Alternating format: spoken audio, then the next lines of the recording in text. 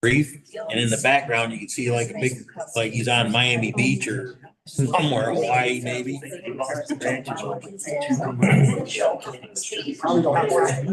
So far.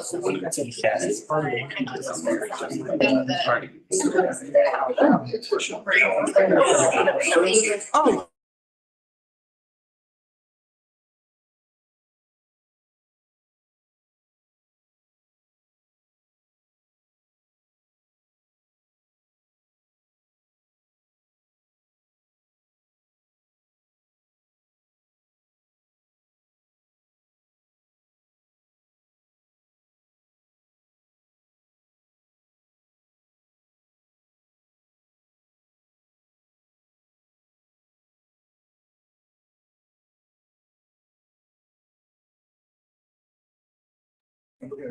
Here they go. We're live. Hey, everybody all set? I'll call the meeting to order. It's 6:18. Thank you, everybody, for your patience. I'll have Sheila do the roll call. Jonathan Anna, Present. Ben Vitale, Present. Tom Wenzel, Present. Bob Shay, Present. Hans Petcher, Here. Mark Strong, Here. Heidi Nightingale, Present. Elaine Daly, Present. Stephanie DeVitro, Here. Brian Muldrow, Present. and Lee McVeigh Pullman is excused. If you will join me for the Pledge of Allegiance, and then silent. Pledge allegiance. To the flag of the United States of America and to the republic which stands one nation under God, indivisible, with liberty and justice for all.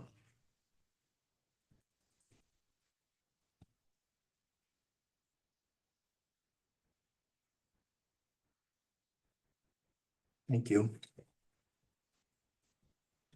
To the family and friends of Harold J. Deland, father-in-law of Vice Chair Ben Vitale, Barbara Jean DeLuce, wife of Staff DBLI Coordinator Charles Zink Leduce.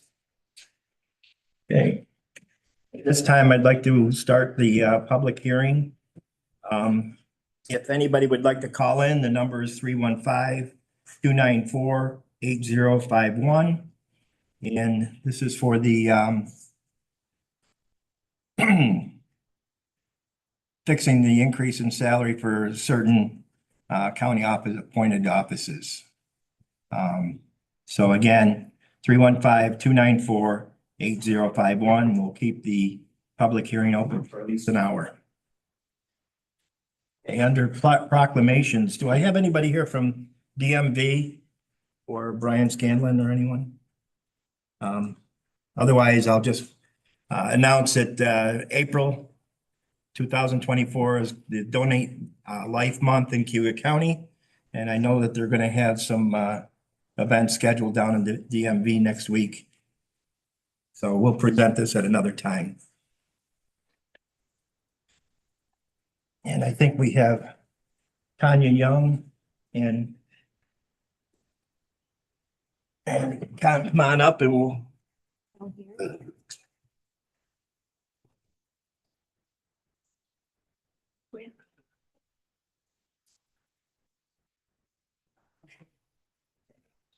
Whereas food is a substance for which life is sustained, whereas a type of quality and amount of food that individuals consume each day plays a vital role in the overall health and physical fitness. And whereas there is a need for continuing nutrition education and a wide-scale effort to enhance healthy eating practices. Whereas this year, 2024, the Federal Supplemental Assistance Program, known as WIC, celebrates 50 years of service dedicated to improving the health and well-being of millions of pregnant and breastfeeding women, infants, children, and families. And whereas Cayuga County Health Department Supplemental Nutrition Assistance Program, also known as WIC, provides premier nutrition education, breastfeeding support, nutritious food, and referrals to other services to eligible participants in an effort to optimize the health of pregnant women, infants, and children in Cayuga County. And whereas Cayuga County Health Department and WIC program provides services to eligible infants and children who are younger than 5 years old, including foster children, children living with caretakers such as dads, grandparents, and other family members, And whereas the numerous studies show that participation in WIC program can reduce the risk of premature birth, low and very low birth weights, babies, fetal and infant deaths, and incidents of iron deficiency anemia.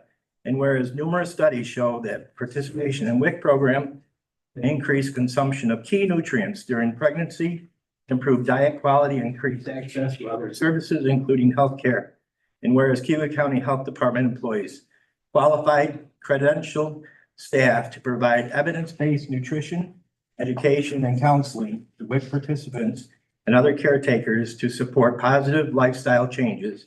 And whereas other nutrition professionals who work and reside in Cayuga County, such as registered dietitian, nutritionists, dietetic technicians, also advocate for improving the nutritional status and overall health of Cayuga County residents. Now therefore be resolved that I, Ben Vitale, Vice Chair of the Cayuga County Legislature, and fellow legislators do hereby proclaim the month of March as National Nutritional Month in Cayuga County, and I encourage all citizens to prioritize their nutrition and nutrition of others in the hope of achieving optimum health for current and future generations in Cayuga County residents.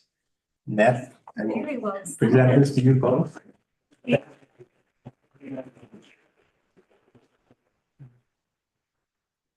It's okay if I just say. Yes, Yeah, well, absolutely. that was very well said, first of all, so thank you for covering all that. I'm Tanya, I'm the program coordinator for the WIC program in Cayuga County.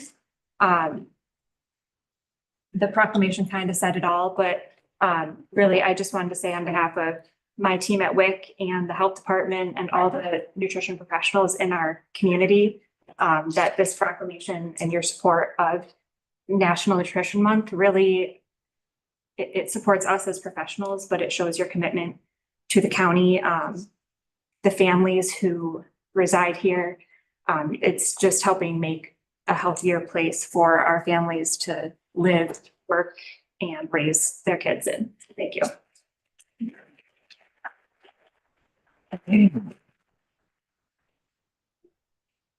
Thank you. As a participant in WIC myself and the farmers markets and stuff, I surely know the value. Yes. Thank you Didn't for mention everything you that, so do. Thank you. Chair, Yes, I got a message that Brian Scanlon is on Zoom and, you may, if you want to do the proclamation, he can do it over Zoom. I can, I guess. I'll do it from here then, since he's on Zoom out. I love reading. No, I'm. Thanks, Brian.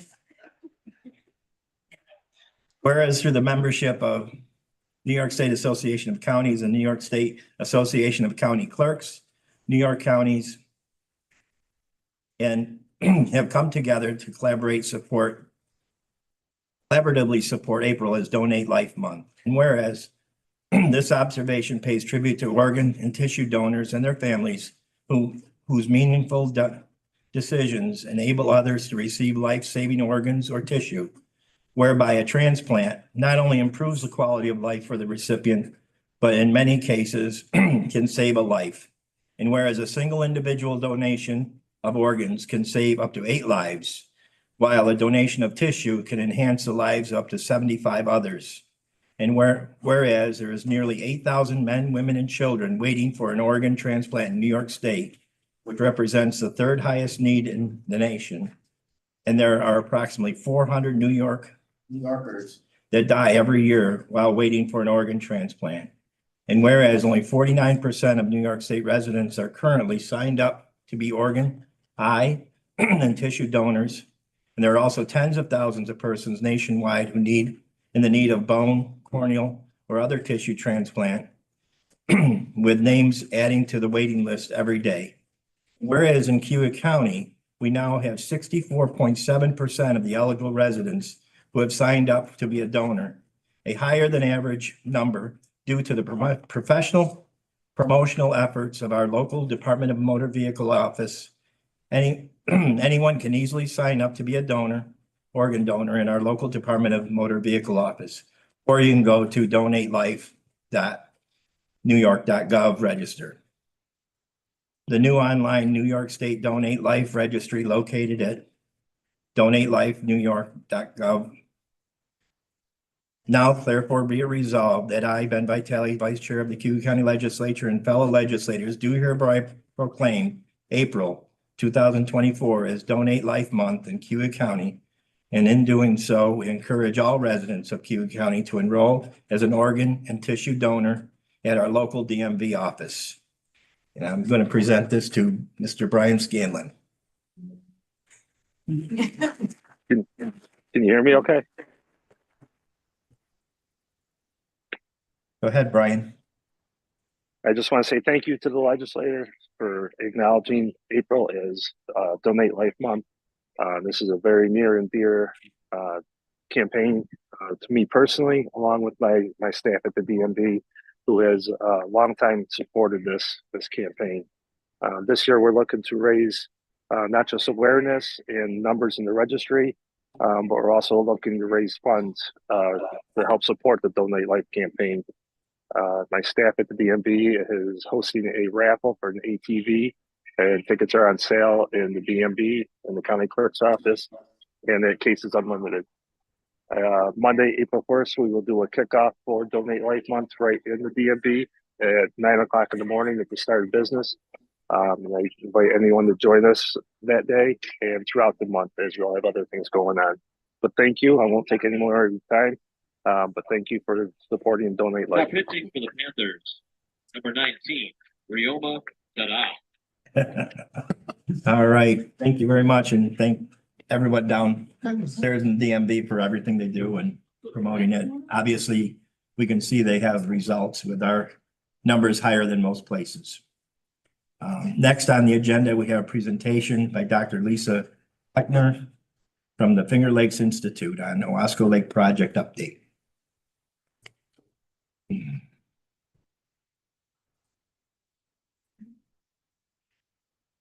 So into the microphone here?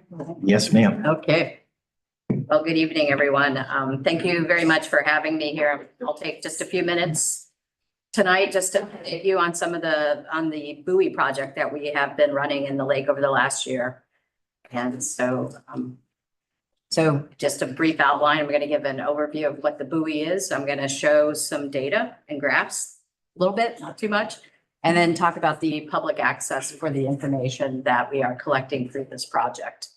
And I just want to acknowledge the support of current and funders and partners on the project. Certainly, we greatly appreciate everything that Cayuga County has done, as well as the Emerson Foundation on behalf of the lake and all of the agency partners. And I will say I'll just editorialize for a very brief moment. At the Finger Lakes Institute, I have the opportunity to attend a lot of meetings across the Finger Lakes, and I will say the most functional and most transparent. And well, you have a great group in this county doing work on behalf of the lakes. And so really just grateful to be here tonight. If you're not familiar with our institute, we are at Hobart and William Smith Colleges.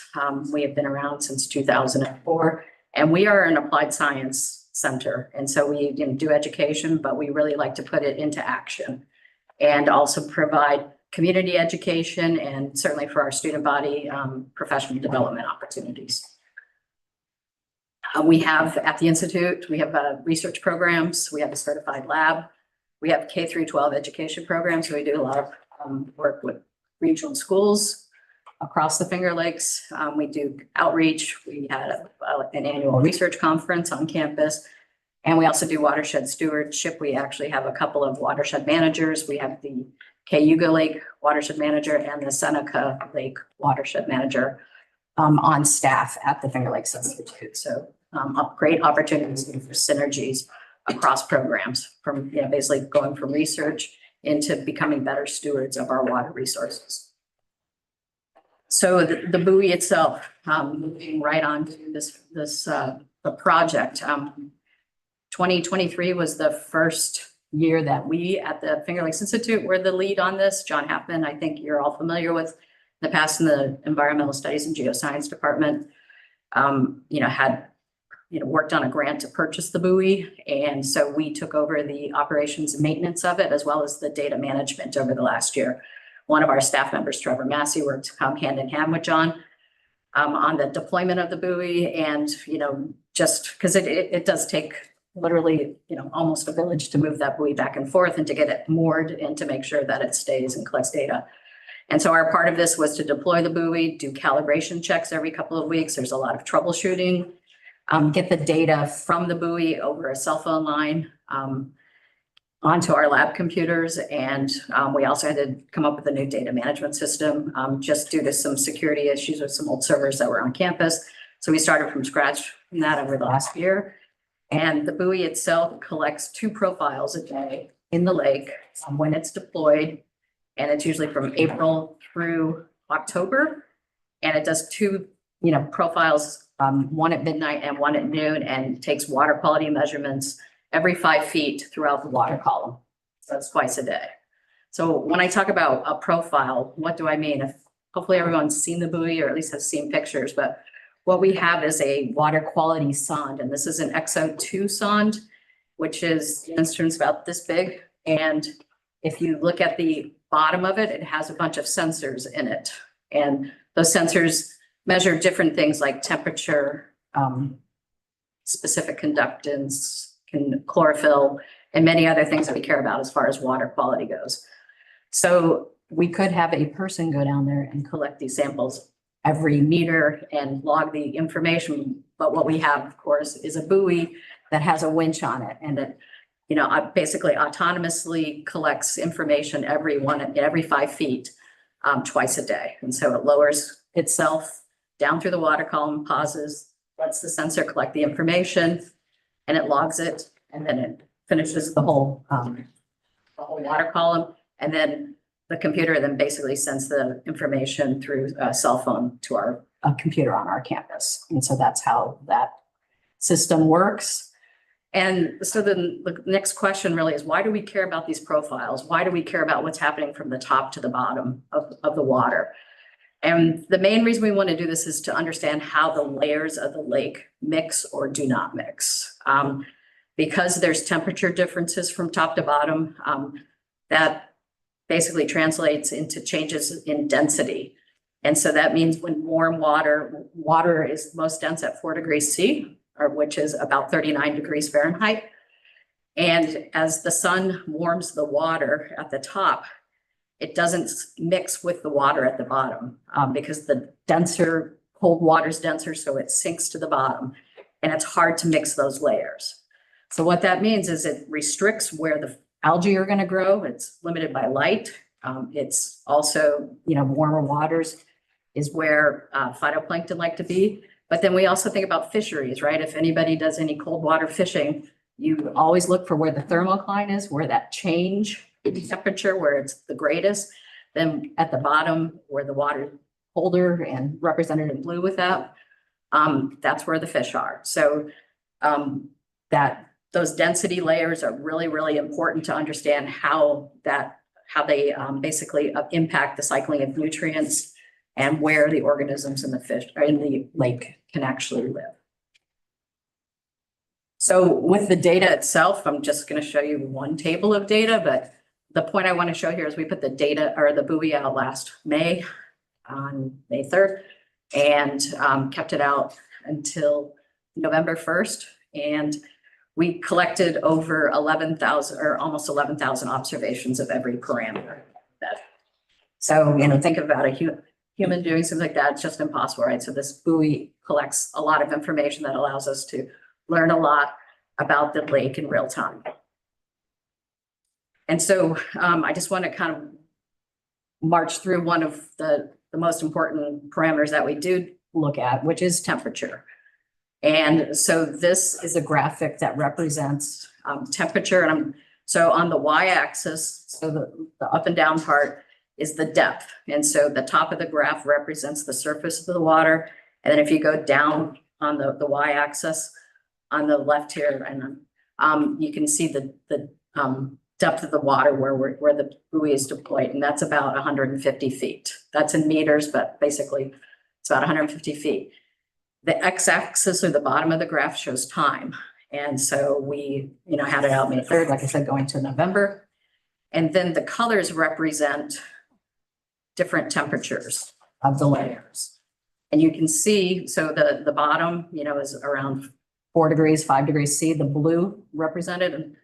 And as things get warmer and going to red, which is about 25 degrees Celsius, which is about 77 degrees Fahrenheit, you can see how the layers of the lake warm up during the summertime. And, this is obviously energy coming in from the sun, and that impacts how the layers can mix and how nutrients cycle within the lake itself. So if we think of things that are growing up in the top part of the lake, like phytoplankton, they grow where the water's warmer, and once they die, they start to drop to the bottom, or go to the deeper parts of the lake and start to decompose. So this this graphic represents basically 33,000 data points, showing us how the temperature changes at the different layers of the lake over the season. So, oops, I guess this would have helped a little bit with the images here, but that's, those are the points that I picked. But I think the other thing, obviously when we talk about Owasco Lake and any finger lake at this point, is we want to know more about what's happening with the primary producers of the phytoplankton. And the good part of, phytoplankton, of course, is that they're the base of the food web in the lake. They take the sun's energy and convert it into food. They take in carbon dioxide and they give off oxygen. And if you look at the top left panel, in June, you see this kind of yellow color. That means there's intense phytoplankton growth going on. That's a chlorophyll measurement. And so, basically they're taking the energy from the sun and making food for the rest of the organisms in the lake. The other graph that's down below tracks things like dissolved oxygen. So as there's more phytoplankton growing, they produce oxygen. That's just part of photosynthesis. And in June, the layers of the lake, haven't really separated completely yet. And you get kind of phytoplankton that will grow and have oxygen throughout the water column. As you get more and further into the summertime, when you get into like the July and August timeframes, you start to see this barrier develop where the temperature changes. And you can see in that bottom left graph where it starts to get a little more dark color with in the purples. It starts to show that the dissolved oxygen is actually being used up there. And it's just showing that the layers of the lake are not mixing thoroughly. So this just helps to give constraints and a frame for understanding how things are cycling within the lake itself. And so harmful algal blooms, as we know, this is data from, or this is a map from the New York HABS website. And these are some pictures that community scientists sent into the DEC of different algal blooms on Owasco Lake throughout the summer. And there were about 70 blooms last summer that were reported. And so the other thing that we can do with this buoy is that we can start to track the emergence of when we're seeing cyanobacteria, or the organisms that are the harmful algal blooms. We can start to look at different pigment signatures that the cyanobacteria have relative to the chlorophyll, and start to see when they are appearing in the water column. So this is offshore, not near shore, but we can see them with the buoy. And so those areas of green and green, red, yellow, it really corresponds as to when the first HABs were reported on the lake and when they started being found, like later on throughout the season. So really important for understanding when they're arriving and then when they're also leaving, luckily. So the last piece I want to touch on is a data portal that we have been working on. This is something our staff has been working on. We're making all of our data public and transparent and putting it into user-friendly data sets that people can just look at a website and go look at the raw data. There is data from the buoy, as well as some of the nutrient data that was collected over time by John Hackman.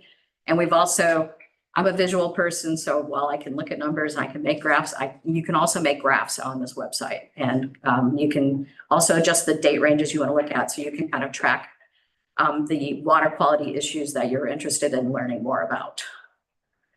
And so just some conclusions. Understanding these density differences is really important for us to understand the exchange of materials throughout the water column. This frame and the buoy information really helps us be able to look at long-term changes in water quality conditions. It's not only within a year, but across years.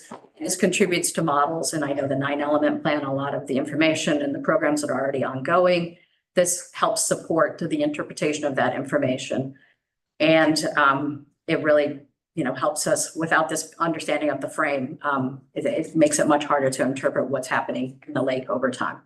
So just want to thank you for your investment. And I also want to acknowledge my staff members at the Finger Lakes Institute. In addition to our statistics and data people, we do a lot with invasive species, we do K-12 education, as well as our watershed managers. So I appreciate your time this evening, and thank you for your attention. Thank you very much. And do any legislators have any questions for the doctor? Mr. Strong, go ahead first. I guess I was just a little curious, the water columns, the state helps inform when the harmful algal blooms arrive and when they're leaving. But you're also drawing conclusions about the overall health of the lake from these columns, or not necessarily? It really just helps us understand the physical cycling of materials within the lake. So Not whether it's worse or better, or? well, the chlorophyll can definitely be an indicator of that. So I showed that one graph that showed the chlorophyll, and that's one of the metrics that the state uses to look at, the algae growth in the lake. So, So there's the correlation between the chlorophyll and the nutrient loading and the health of the lake. yes. Okay. Legislator Strong? You reported 70 reported blooms in 2023, correct? I'm sorry. 70? That's what Reported we're bloom. on the DEC's webpage. Yes. Okay, so do we have any idea how many were actually confirmed? Those were all confirmed by the DEC Okay. because they went and posted them. I mean, it's on the NIHAB's webpage. So Okay. And how far out from the probe that goes down and comes back up is data collected? How far out from it? Is it 2 feet, 3 feet, 6 inches? I mean, it's on a pontoon boat, so it's. I know it's stationary. I know very Yes. well. I'm very I familiar. mean, it's that instantaneous part, like right where the sound is. The sound is about that. I mean, the lake is 11 miles long and about a mile and a half wide. You have a small, very small data collection. Yes. And so is that collection data that it collects a representation of the entire lake or just that spot? It's of that spot, but you can take information from each depth that is collected there for an offshore area and apply it to the rest of the lake. And so, I mean, the backbone of any observing system for lakes starts with a buoy. And so I think Alaska Lake is actually, you're one of two of the Finger Lakes that have one of these buoys going. And so if we look at the Great Lakes and the other lakes that do this information, we know that we need to understand what's happening with depth across the season, but we also know that we have to go and do other nearshore work. That's why we engage community scientists to plug in, and then we have a lot of other partners around doing work in the watershed, and so it's just one piece of the puzzle. So if I understand correctly, and I can be wrong, so this buoy basically collects temperature data at several depths of the lake throughout twice a day throughout the season. Correct. Does it collect HABs information? It does. So the chlorophyll information as well as the phycocyanin. I knew I didn't want to do like a whole presentation on everything that we're collecting tonight, so I tried to hit some high points. But yes, there are sensors on there that do help us see where the HABs are. And Thank so you. that was a phycocyanin and chlorophyll ratio graph, and I'd be happy to talk further with anyone who's interested.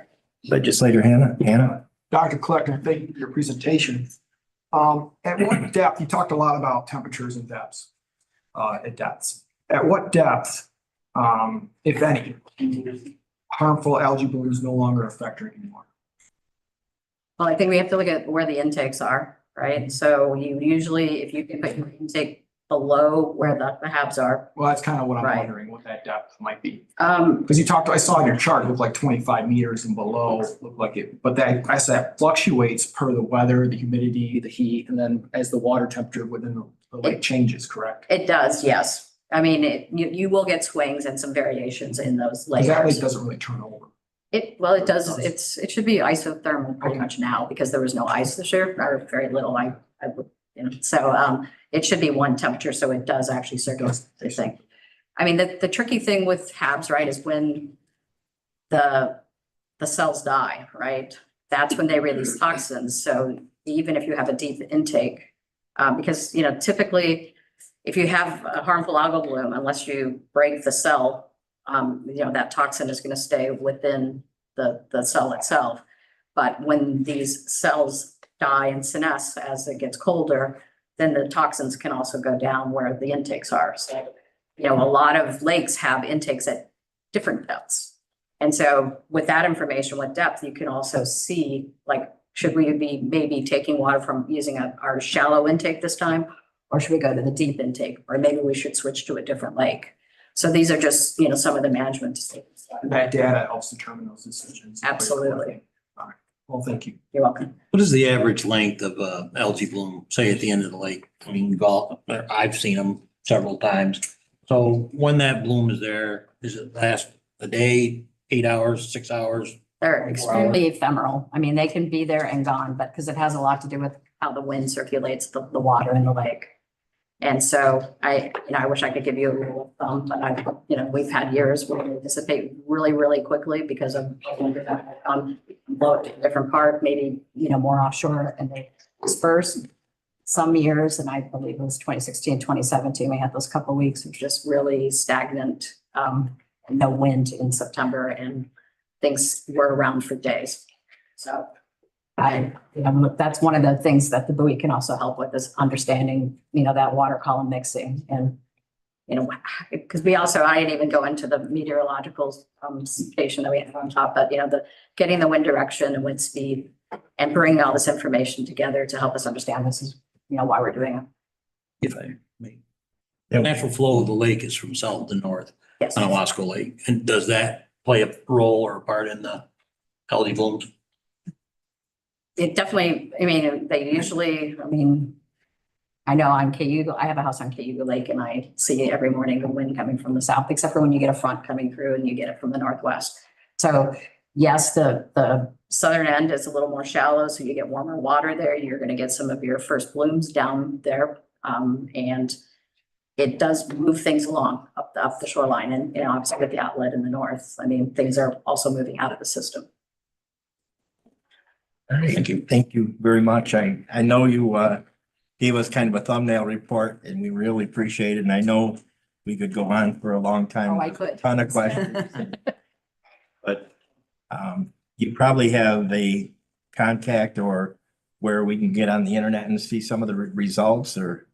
Yes, the buoy information is posted on our website at the Finger Lakes Institute. It's also on the Owasco Lake Watershed Management Council's website. And it has both the buoy information as well as the nutrient data, continuing to add other information that other partners are collecting to that as well. Thank you. Okay. Thank you very much. Appreciate it.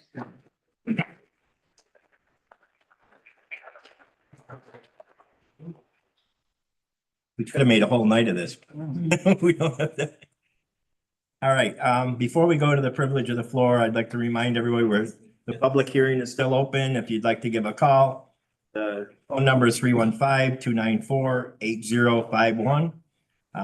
Phone line's open, and if you'd like to call in, you're more than welcome to. Meantime, does anybody have anything for the privilege of the floor? If not, we'll go to approving the minutes of November 29th meeting and March 19th meeting. Do I have a motion to approve? Muldrow will move. Legislator Muldrow made the motion, seconded by I'll second. Legislator Daley.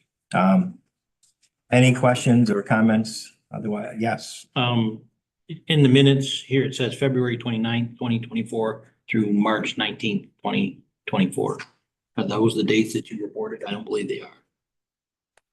February 29th, 2024 and March 19th, 2024. Okay, I misunderstood. My mistake. Sorry. No problem. Yep. Anything else? Otherwise, all in favor? Anyone opposed? All in favor? Aye. Anyone opposed?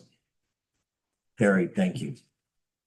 On your agenda, you have the appointments and reappointments. We need a motion for the first ones. You see the later ones, there's no resolution needed, but need a resolution for the appointments and reappointments. I'll make a motion. Oh, excuse me. And on Cornell Cooperative Extension, Heidi Nightingale will be removed. You only need one appointment from the legislature. Thank you, Heidi. Now, do I have a motion? Legislator DeVito, seconded by Legislator Winslow. Thank you. Any questions or comments? All in favor? Aye. Anyone opposed? Aye.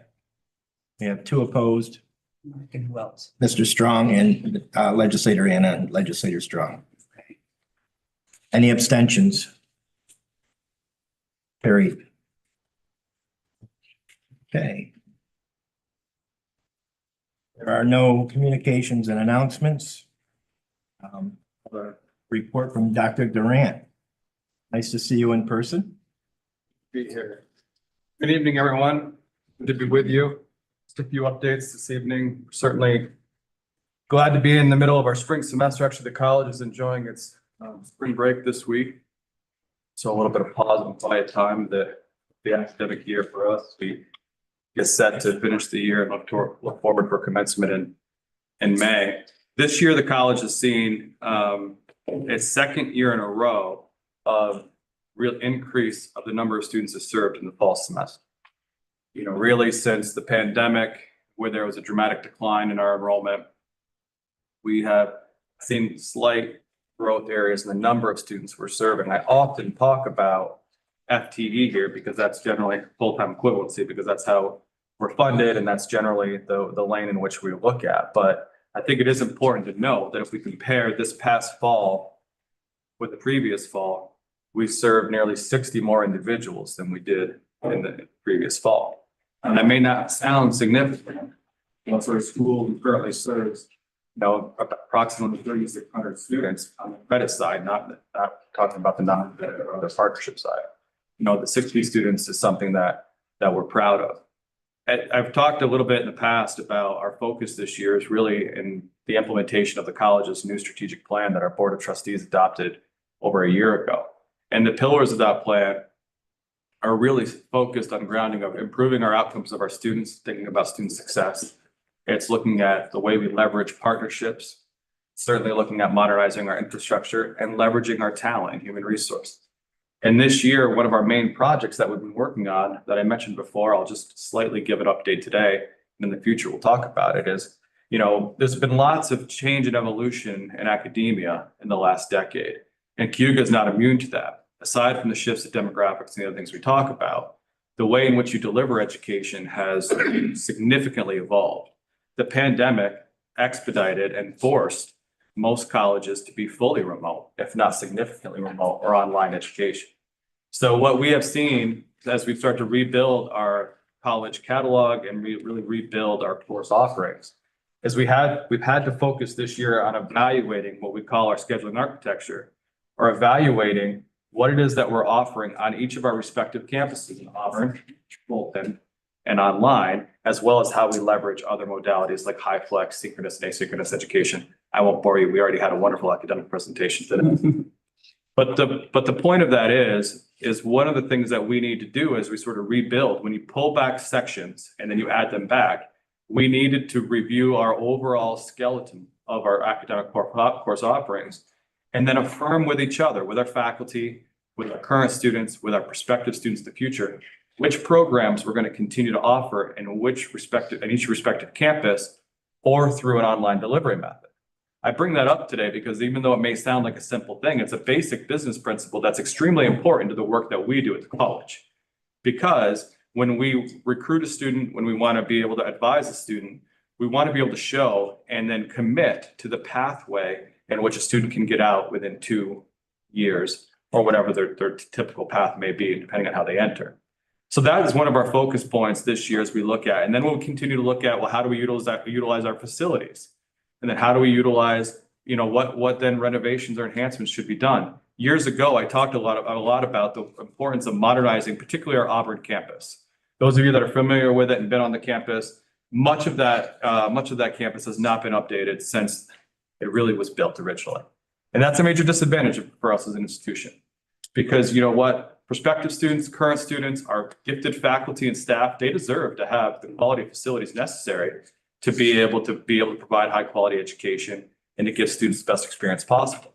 We have had incredible moments of success to be able to do that, right?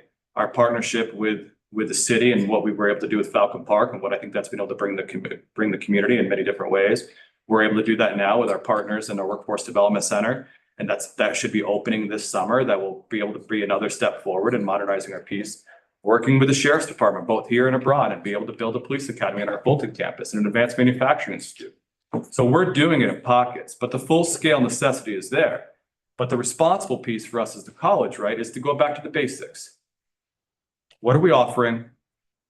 How does that align with transferability? How does it align with local workforce development needs?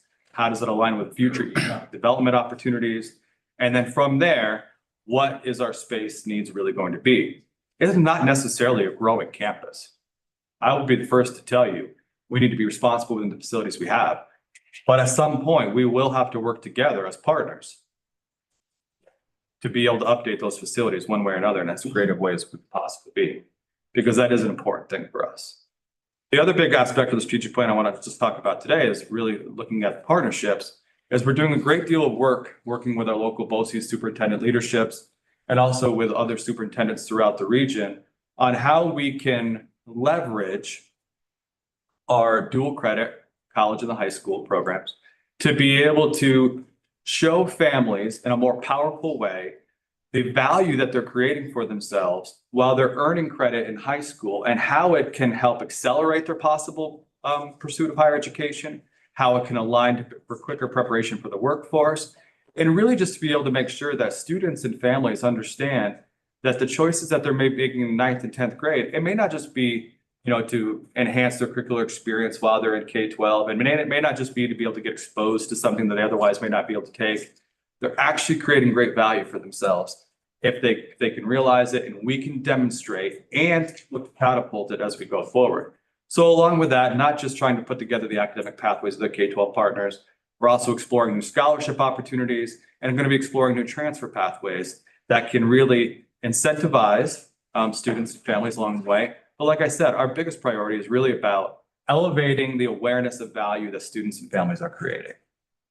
I give those in-depth examples, not to completely bore you, but to give you sort of the insight at the institution that we're trying to connect not only the vision of our strategic plan, but really aligning the work from the base levels of the organization through our relationship with our college foundation, through our relationship with workforce partners, our relationship with various four-year schools or baccalaureate granting institutions, because we know that the best thing we can do for anyone is to be able to show how we're aligned.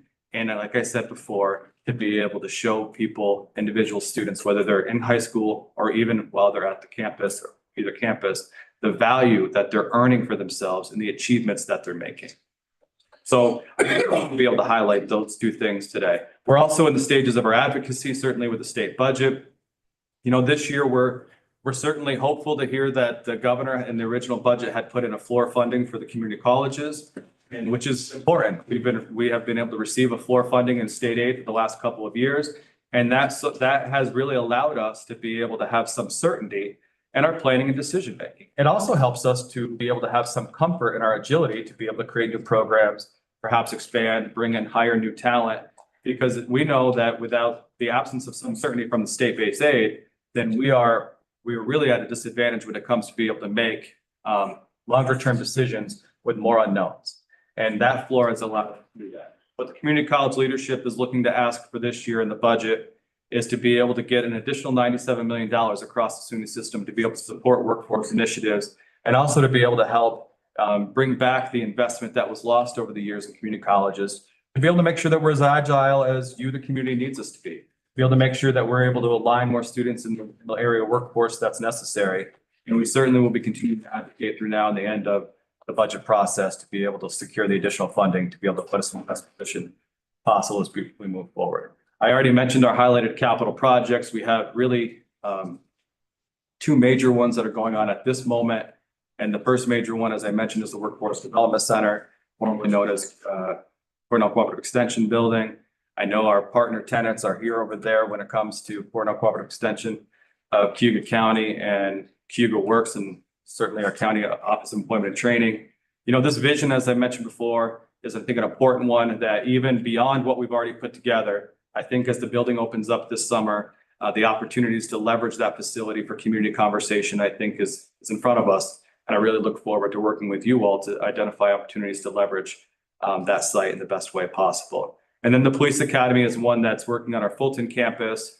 There's a number of agency partners, had financial support from Oswego County to construct. That construction is underway as well with a target of completion in July.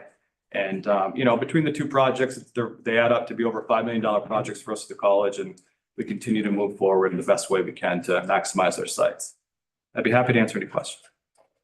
Any legislators have any questions for the doctor? If not, I thank you very much. Thank you. Covered a lot of territory there. Guess we'll move on to committee reports and individual legislators reports. So I guess first up would be Ways and Means. Mark has Oh, hand I'm up. sorry, Mark. No, that's fine. I'd just like to take a moment. I would like to congratulate the Moravia girls and boys basketball teams as state champions. They are the first public school teams in New York State history to win state championships in the same year. Congratulations, coaches and teammate members.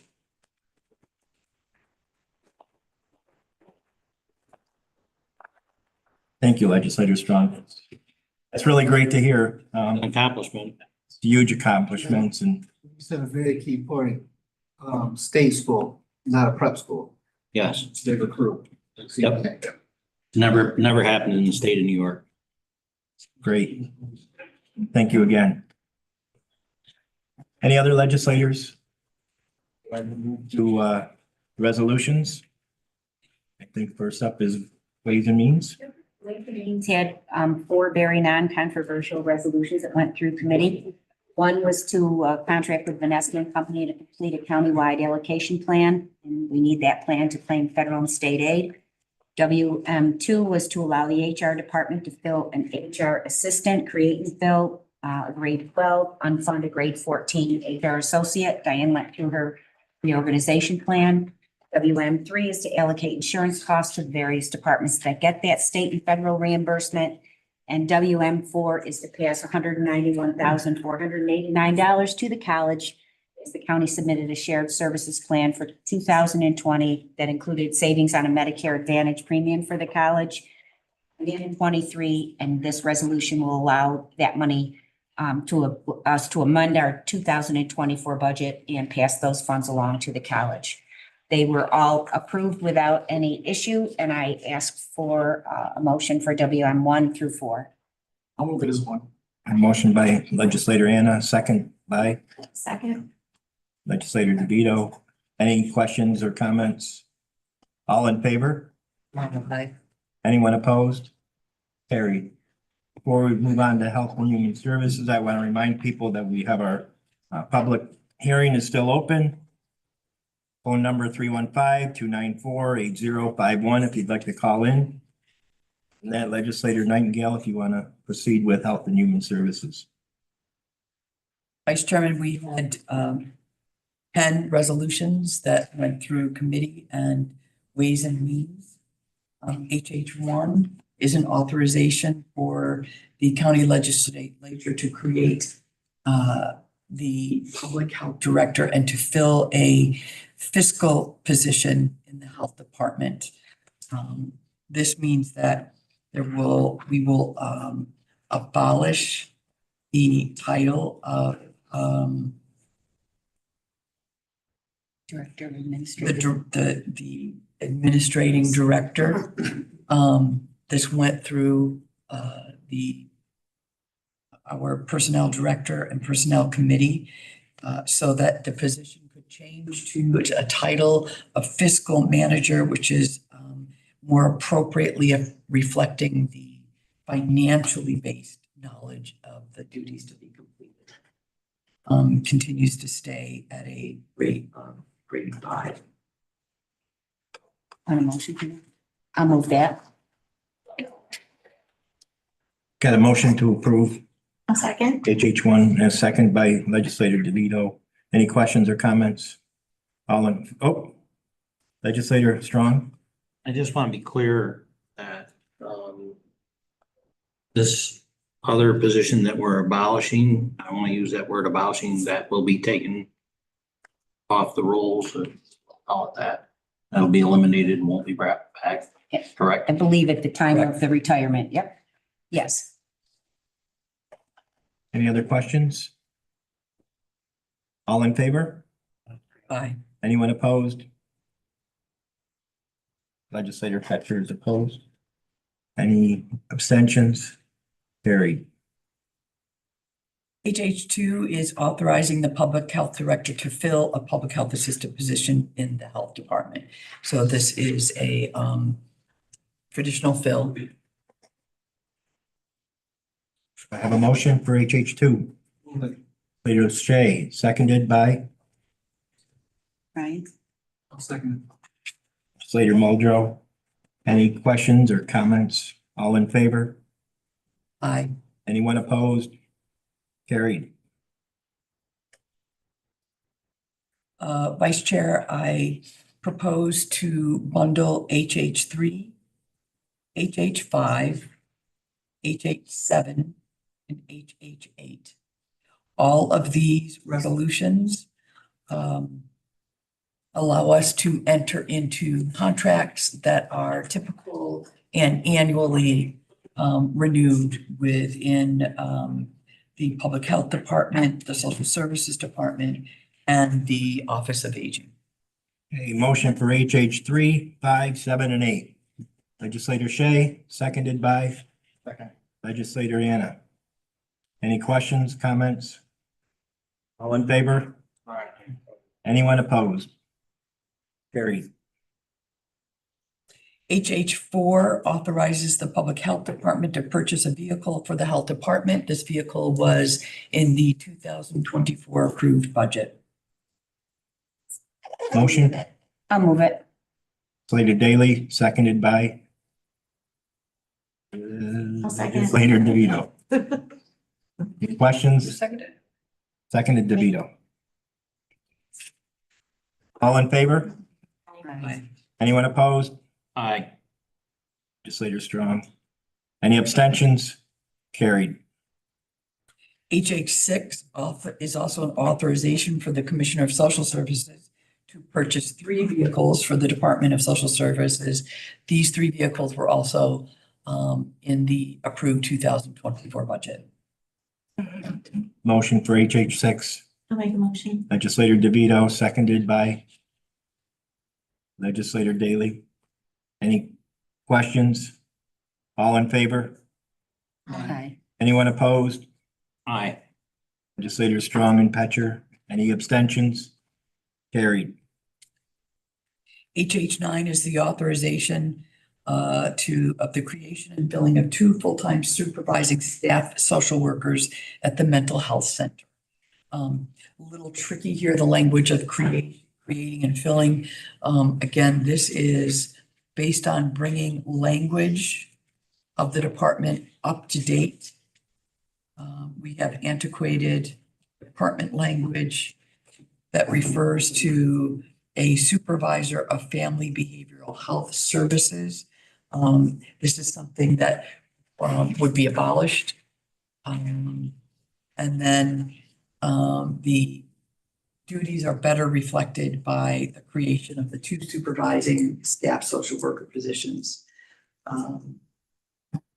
This was originally amended so that to indicate that there are no fill behinds. Motion for HH9.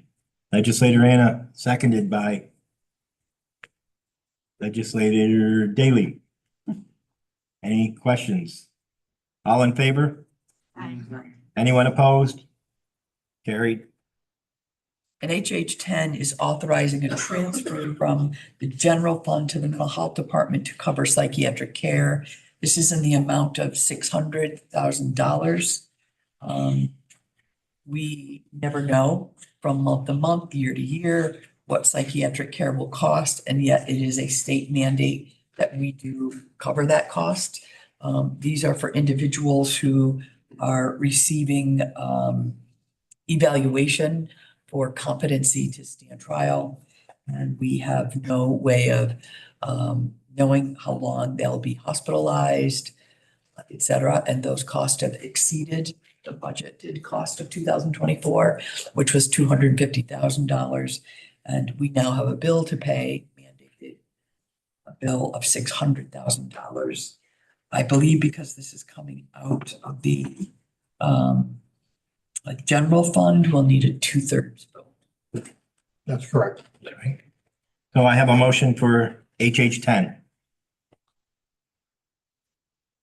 I'll move it for discussion. Yep. Legislator Daley, seconded by Second. Legislator Muldrow. Any questions? My only question is that, you know, this 600,000 is the best guesstimate of what we're going to need, potentially get us through till the end of the year, but it may fall short as well.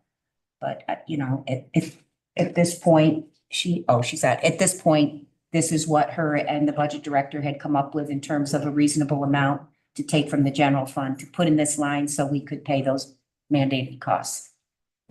Legislator Strong. Obviously, we had a very long discussion at Ways and Means, I believe, about this particular subject. $600,000, again, is an estimate. It may not, or may cover till the end of the year. And this is for 4 individuals. There's no guarantee that tomorrow, next week, next month, we have 2 or 3 others. Again, my issue with this is the fact that it is state mandated and not state funded. This just falls on to the taxpayers of this county. I understand these people obviously need some sort of psychiatric help from, you know, qualified doctors. But again, this falls on the taxpayers of this county, and Very well noted. Thank you. Just a question. Yes, Legislator Muldrow. 600,000, in addition to the 250? I don't know if it was was it $250,000 has been exhausted. So it's additional 600,000. Correct. So Legislator Anna. My understanding, Brian, is Elaine said, this is to pay the current bills, and I'm curious through, I don't think it'll make it, from my understanding, to the end of the year, but they carry us towards the end of the year. Maybe we'll get to the end of the year, but there's no way for mental health to determine or to estimate what those costs are gonna be. And as Mark said, these are unfunded state mandates. The state tells us we have to do this and provide 0 funding to assist with us doing it. So it's a very unpleasant situation all the way around from a budgetary perspective. understand. Do we have a motion and a second? All in favor? I'd like to have this roll call voted, please. Okay, roll call vote. Remind everyone, we gotta have a 2/3 vote.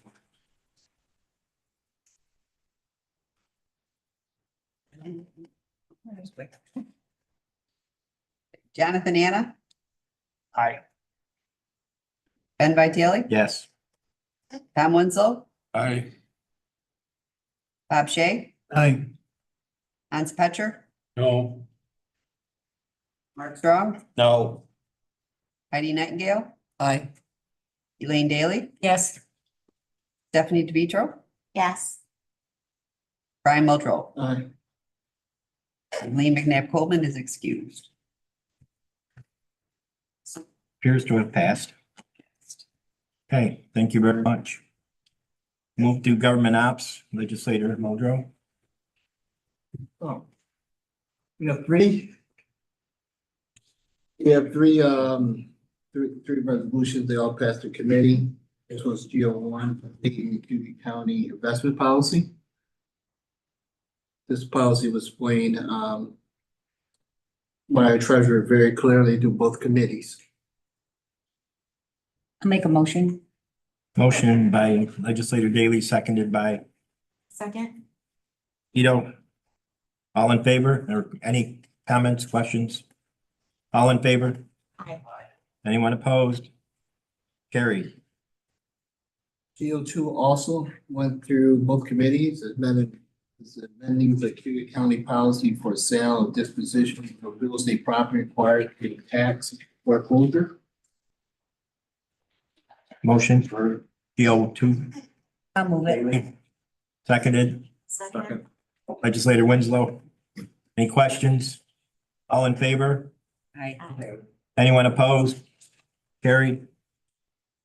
GO3 also went through both committees, authorizing one fill of full-time position that's elected recording clerk.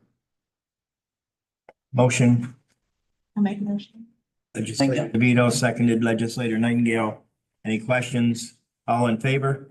Aye. Anyone opposed? Carried. Planning and Public Works, legislator DeVito. Thank you, Vice Chair. So all resolutions went through committee and passed through committee. PPW 1, authorizing the highway superintendent to hire summer help employees in the highway department.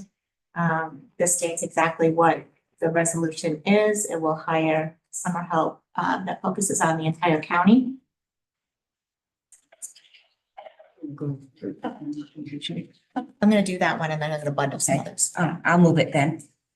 Okay, we have a motion for PPW 1, seconded by legislator Shea. Any questions? All in favor? Anyone opposed? Carried. So then I'm gonna bundle PPW 2, PPW 3, PPW 4. And those are authorizing the chair of the legislature to award material bids, to have the highway superintendent enter into agreements with towns to mow the county roads, and authorizing Cayuga County Parks and Trails Department to enter into agreements with the Cayuga County Soil and Water Conservation District for services. Motion for PPW 2, 3, and 4. Legislator Shea, seconded legislator Winslow. Any questions? All in favor?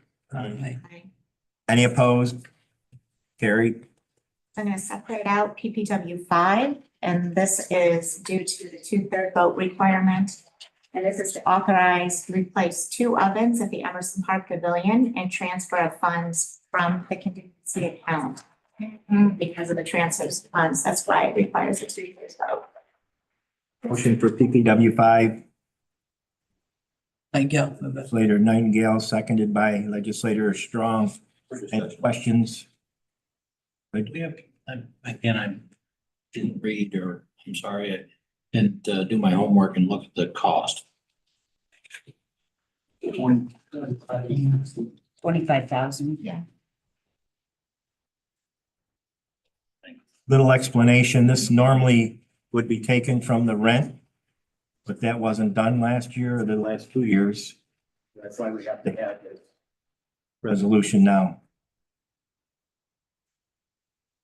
Any other questions? All in favor? Aye. Aye. Anyone opposed? Carried, thank you. Then I'm gonna bundle PPW 6, PPW 7, PPW 8. And these are authorizing the signing of contract with Nick Polis to update and utilize the Wasco Lake Watershed 9-element plan.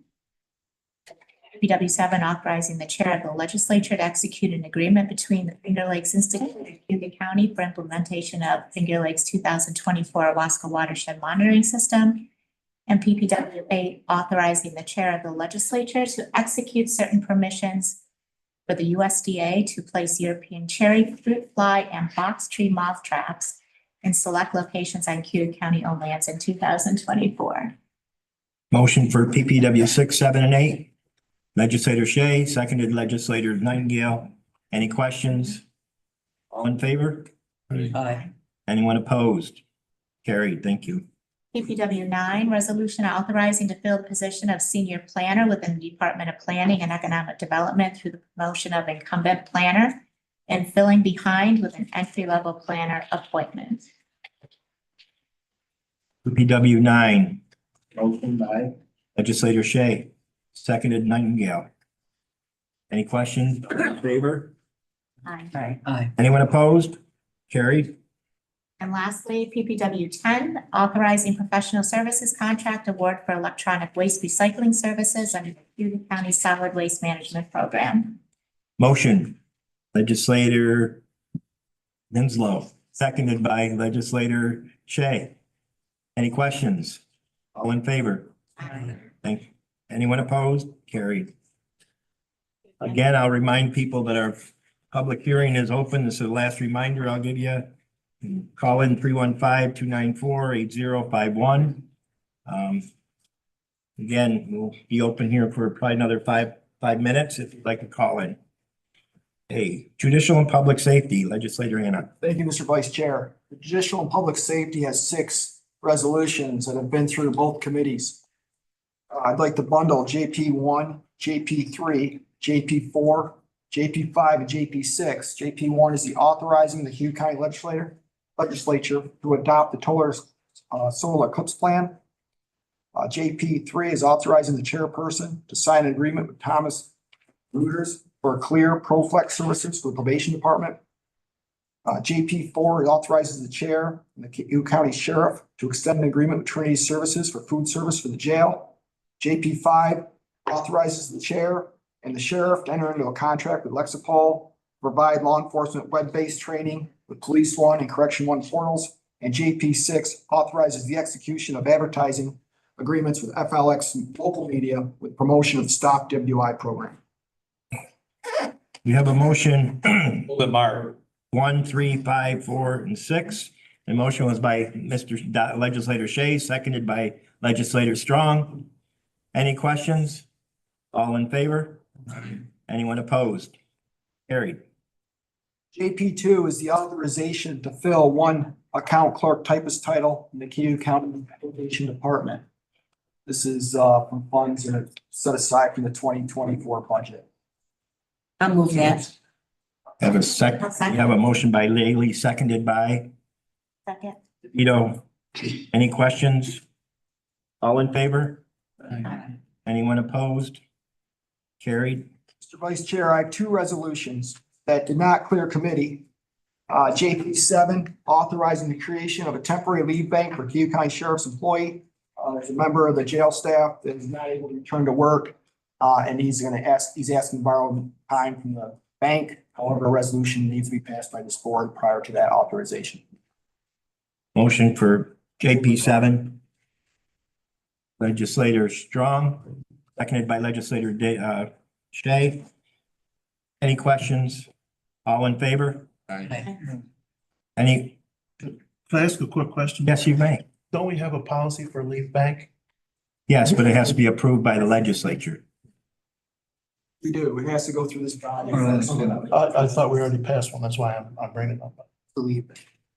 Like you're out of time and people want to donate time to you. Am I correct? You're going to be off payroll. That's what it was explained to me. Pardon me? It was explained to Yeah, me. that's- We had to pass a resolution to allow the employee to take part. We have the policy, but the policy, No problem with the policy. I just assumed that we had one as a county, a leave bank for county employees. No, we do not. Oh, we don't? No, we don't have anything where people can put their time in. It's union based. Got me. I didn't get you. You're the same page as me. I left somebody time or something. I'm not. Hey, so You donate. say we work together. And I'm sick and not able, you donate 10 hours of sick leave and so like buys me a day, or my coworkers can all say I need like 6 days or 7 Okay, days in fine. 2 weeks. You Okay. donate the time, so I'm not off the books getting unpaid leave. Okay. But it's not costing, it's just costing. No, I got it. I just Time. never heard of it before. That's all. Thank you, Mr. Chair. Are we all clear now? So all in favor? Aye. Anyone opposed? Carried. Thank you very much, Mr. Shea, for bringing that up. And finally, JP8 authorizing a budget transfer for the Cayuga County Sheriff's Office. This is involving a car purchase, and the bill came a little, I believe it was $50,000, if my memory serves.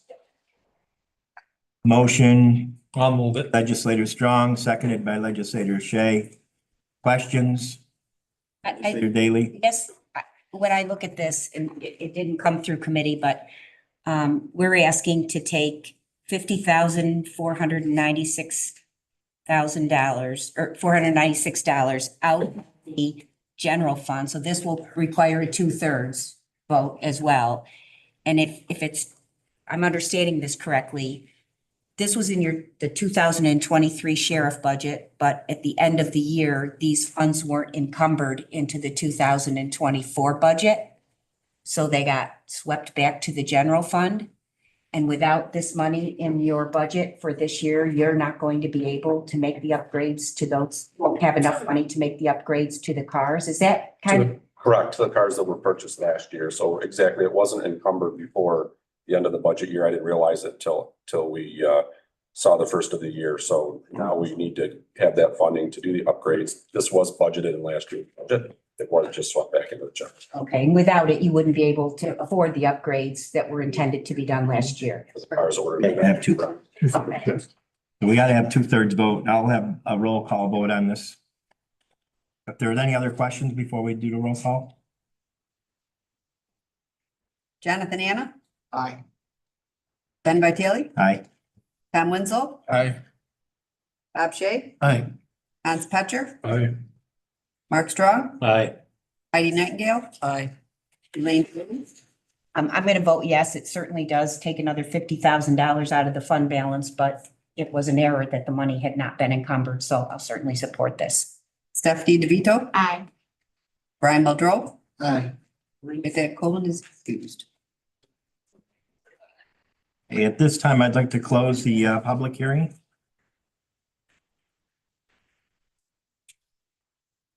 And we'll move on to the legislative resolutions. I have a motion for Leg 1, if somebody would like to make the motion. Aye. Motion by I'll do it. Muldrow, seconded by Winslow. Any discussion? So just setting the time for the public hearing. All in favor? Aye. Anyone opposed?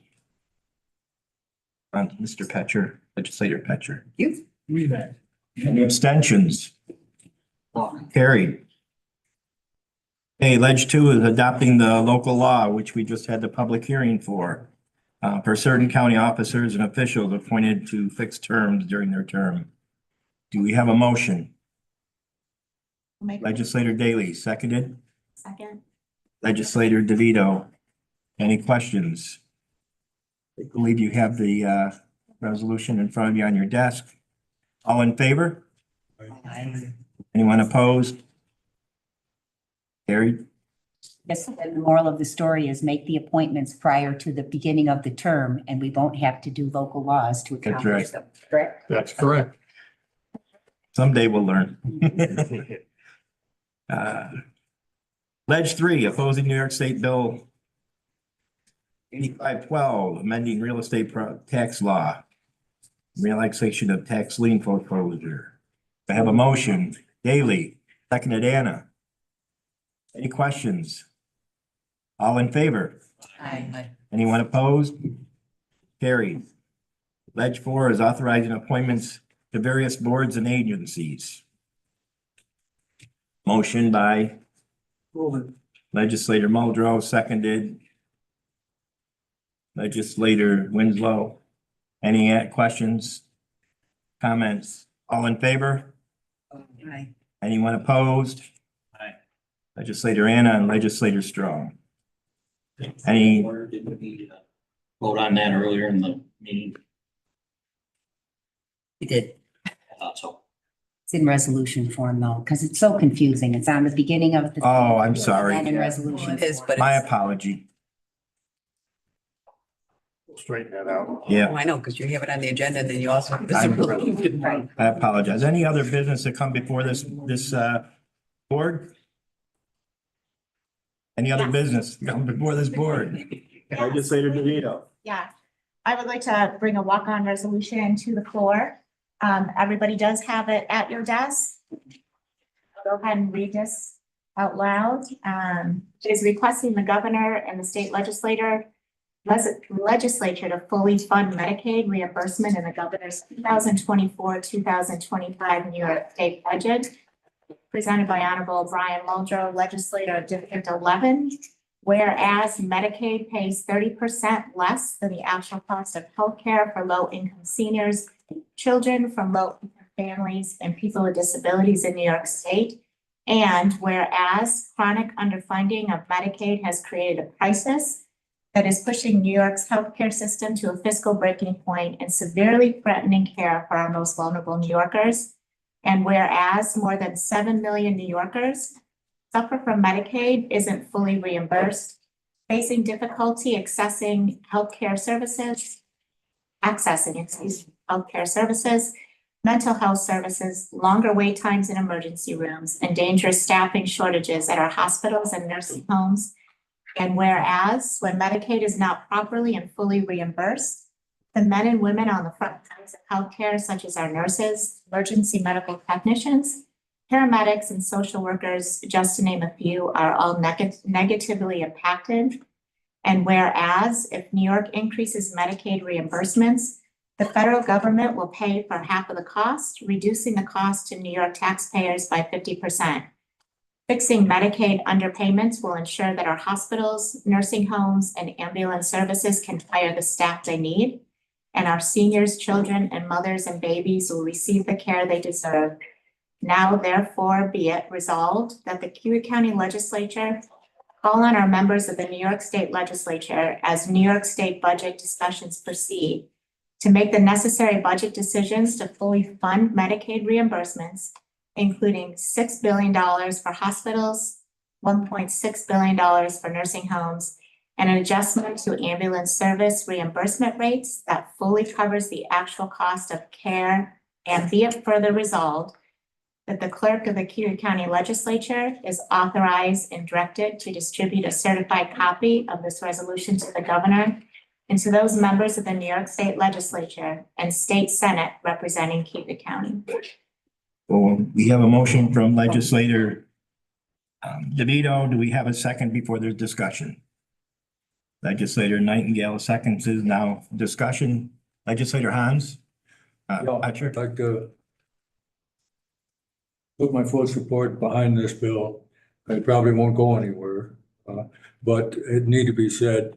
I serve on the board of one of the local nursing homes, and our deficit is terrible. About 3/4 of the patients are on Medicaid, which doesn't cover the cost. 1/4 of the people generally in nursing homes are either on Medicare, which pays better, or private pay. And they can't make up the difference. And that's one reason those people on private pay are facing an extra high premium because to try to make up the deficit. So Yes. it's extremely important. Thank you. Thank you, Legislator Petcher. Any other Legislator Muldrow? First of all, thank you, Legislator DeVito. I didn't know I was gonna make it back in time, and I thought we switched it to her name, but either way, I appreciate it. I want to thank you, Hans, for stating that everybody has personal experiences. And when you have these personal experiences where people have Medicaid, or just a friend, it sometimes it resonates. So I appreciate your support. Thank you. Any other comments? All in favor? Aye. Anyone opposed? Carried. Any other further business of this body? Motion to adjourn. Daley, seconded, DeVito. No discussion.